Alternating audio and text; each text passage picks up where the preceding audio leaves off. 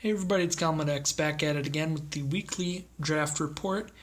If you guys watched my draft report last week, this deck might look kind of familiar, which is super awkward. But I'm going to get right into the deck tech. So I'm going to start off with talking about how the draft itself went, and then we'll move into the deck itself. So I call this deck White Blue Deja Vu, and the reason is because the exact same thing that happened last week happened this week. I guess this week I was in a 6-person pod instead of an 8-person, so that's kind of different, but everything else was basically the same. I first picked Ghalta, Primal Hunger. I got really excited because I got past Atali. I was like, oh, that's it. I'm Dinos. Nothing's gonna stop that. Third pick, the Seer, and then it kind of dried up. I got a couple random things. Hunt the Week's great, obviously, but then like Freebooter, Hardy Veteran are fine. But then after that, there were stone cold no playables in red green. So that's when I started picking up Squire's Devotions. They were going like way too late. So I basically just kept picking up white cards. So Squire's Devotions, Exultant Sky Marchers, stuff like that. Then I opened the second pack. I pulled something good. Oh yeah, Tender Shoot Dryad. I pulled like the best bomb. Not the best, but one of the bests. But again, I just got past nothing. Like stone cold nothing in dinosaurs or red green or whatever. So I just kept picking white cards, and that's when I kind of moved into blue. Picked up these Spire Winders and Deadeye Rig Haulers because I saw that they were reeling really late last pack. Like, I did take a couple blue cards in the very first pack. Like the Siren Reaver was like a super late pick. And then, a couple Rig Haulers super late as well. So the draft went super awkward. I basically ended up in blue-white flyers like within the second pack. I just had more white cards than anything else, and I wasn't seeing anything in red and green. And I don't know. I feel like if I had read the signals like perfectly, the best color combination I could have been in was Dimir, because there was only one black drafter and there was only one other blue drafter.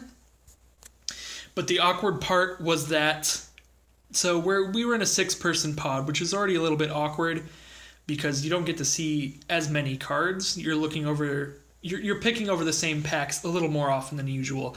And then the second most awkward thing was the fact that the people passing me cards from my right, so the person directly to my right was Naya Dinosaurs because they opened Zakama, pick one, pack one. And then the person to the right of them was Green-White Dinosaurs because they opened I don't remember what they opened exactly. I think it was the Green-White 2/2 with the Enrage. So they opened that and just started drafting that hardcore. And then to my immediate left was a green-black drafter. To the left of them was another Naya Dinosaurs drafter.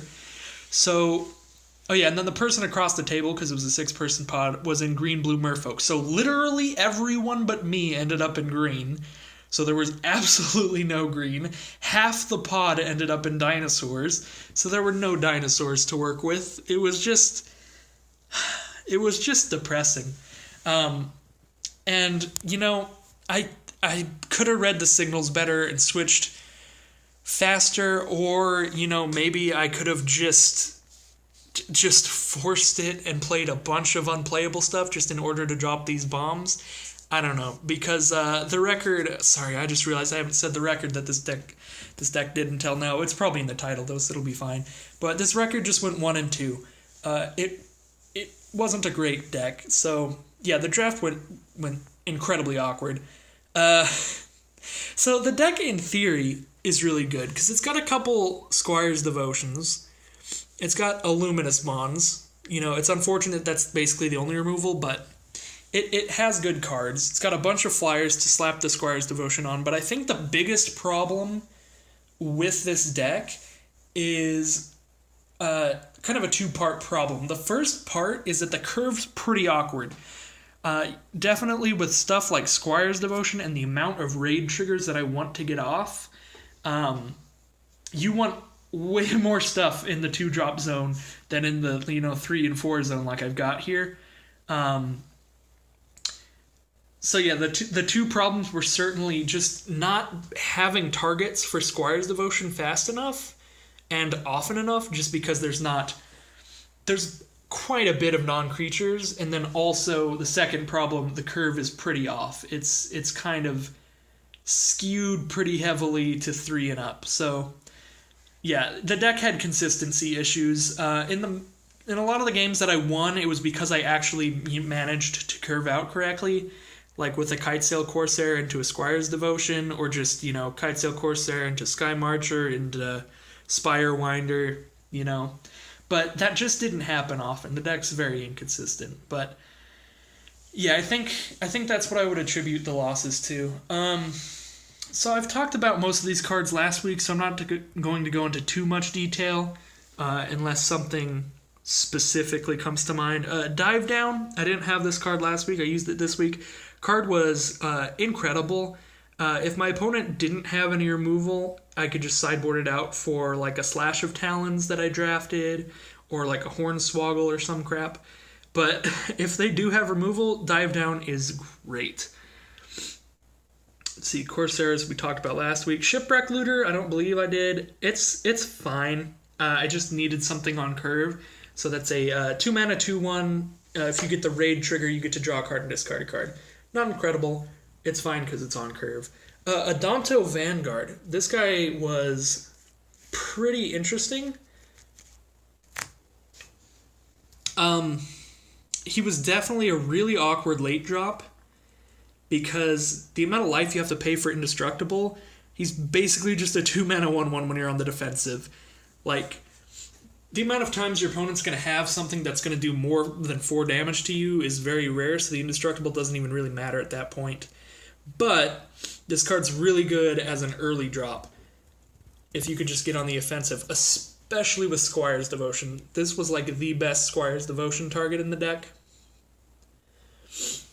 But yeah, I have mixed feelings about the Vanguard, because if you draw him at the wrong time, he's just awful. Then we had Siren's Ruse. I thought it was going to be better than it was, just because for dealing with removal it's nice, because of Dive Down and stuff. But this was another thing that I think was just a problem with my deck constructing and drafting. But I don't know, I feel like in the matches I always drew the wrong things at the wrong times, and it's because I have Nombos in this deck, like, having a creature with Squire's Devotion out that they try and kill, and then having to Siren's Ruse to save it and get rid of the Squire's Devotion anyway. Like, the Nombos are real here. Like, the deck's not not so hot. Resplendent Griffin, this card was great. A 3 mana 2/2 flyer is just fine in the Flyers deck, and if you manage to get to where it ascends, it's quite a snowball effect. Sky Marcher's great. Had him last week. Stormfleet Spy, I liked the card a lot, but again, this deck was awkward. Many, many times, the Stormfleet Spy would be my earliest card in my hand on mana cost, so I'd have to just drop it as a 3 mana 2/2, and that's just awful. But, you gotta deal with what you gotta deal with. Let's see, all those were pretty standard. I think I had most of those last week. The Rig Haulers were incredible. Probably talked about them last week, but there's a lot of times I get to just bounce their guy with, especially against, the one match I won was against Merfolk, and it was so good against them, because I got to bounce their guy with a 1 with the wind on it, I got to bounce their guy with a bunch of Deeproot Champion counters on it, just stuff like that. It's just really good at clearing out. And then Glorifier of Dusk was nowhere near as good as I wanted it to be. Again, I think it's just drawing it at the wrong time. The card's fine. The card's really good, but every time I played it, it just got killed. So, who knows? But anyways, that was my draft deck this week. Definitely an unfortunate draft. I went 1 and 2. But If I'm going to keep up with a perfectly average record, that means I'll go 2-1 next week to balance it out. So who knows? We'll see. Thanks everybody for watching, and I'll see you all next week.